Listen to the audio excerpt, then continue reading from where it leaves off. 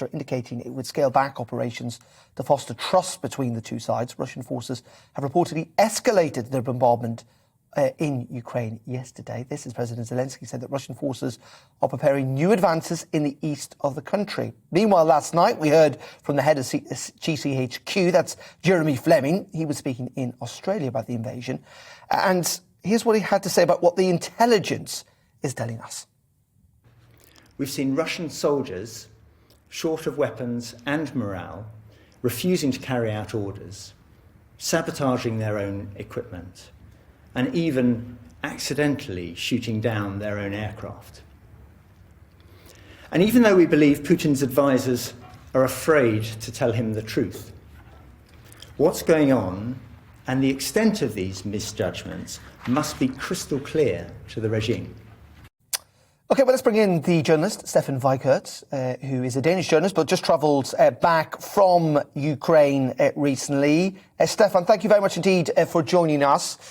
Just first of all, you've just come back from Ukraine. What's your assessment of the morale among Ukrainians, and particularly those that are fighting on the front line?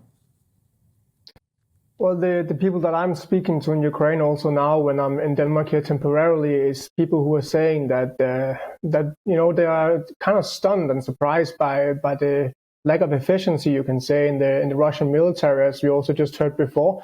It's people who have a very high morale and who are thinking that they're winning. That's also what we are seeing from also like opinion polls in Ukraine, is that there's a strong belief among Ukrainians, that being civilians and that being military, that they are able to defend their country, and that in the end, they're going to win this war.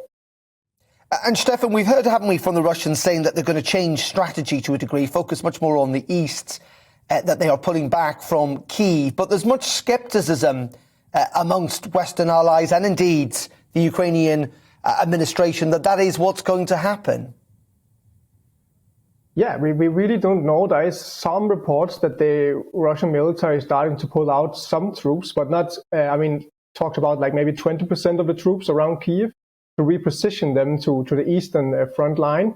But it's really early and we cannot say anything for sure. And we have to note that doesn't mean that the fighting around the capital Kyiv have diminished. I mean, we have seen a lot of fighting going on in recent days. And the people I'm talking to in Kyiv are also saying that right now we are actually seeing an increased number of like explosions that can be heard in the outskirts of Kyiv.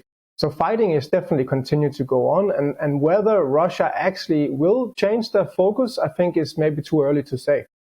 Well, it's fascinating as well, isn't it, that we hear that maybe some troops are regrouping in Belarus, that people from the Wagner group, this kind of group of mercenaries, if you like, are being sent to the east along with some other conscripts.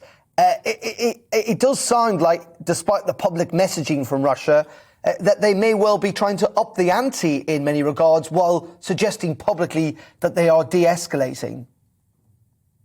Yeah, for sure. We also, the Wagner group is one thing, but we also heard, Russia trying to mobilize Syrian fighters. We have seen them pull out some of their troops in South Ossetia, in Georgia, and other parts of Russia as well. So it seems like there is a big mobilizing of foreign troops to fight on the Russian side, and also more Russian troops from within Russia to go to the front line as well. Yeah. Very finally, Stefan, we've got you, quite extraordinary speech last night from the head of one of our intelligence services, suggesting that Vladimir Putin was not being told the truth by his own military chiefs in regards to the losses that are happening in Ukraine and how difficult it's proving to be. Is that something that you've heard there in Denmark? Is there a suggestion that Vladimir Putin hasn't got a proper understanding of just how badly this seems to be going in Ukraine? Yeah, our security forces have not said something similar, but of course it's also in Denmark a big discussion. That this obviously big military losses that we are seeing from the Russian army is a big surprise also here in Denmark. Like all other Western countries, we did expect that it will be very difficult for Ukraine to protect itself against Russia. So I think we are also speculating here in Denmark, also like just in our families, etc., what is really going on, and to what does Putin really know? And then, of course, there is a fear here in Denmark, as there is in Ukraine among civilians, is to say that if the war is going to go so badly for Putin, what then? Is he going to keep escalating? Is he going to start using weapons that he haven't done so far? And I think that's also what we here in Denmark are discussing, that kind of thin line to supporting Ukraine. At the same time, the fear that because the war is going badly, and maybe when Putin will realize this, if he doesn't already, what would he do then? Will he step up, or will he step down? Pull back his forces?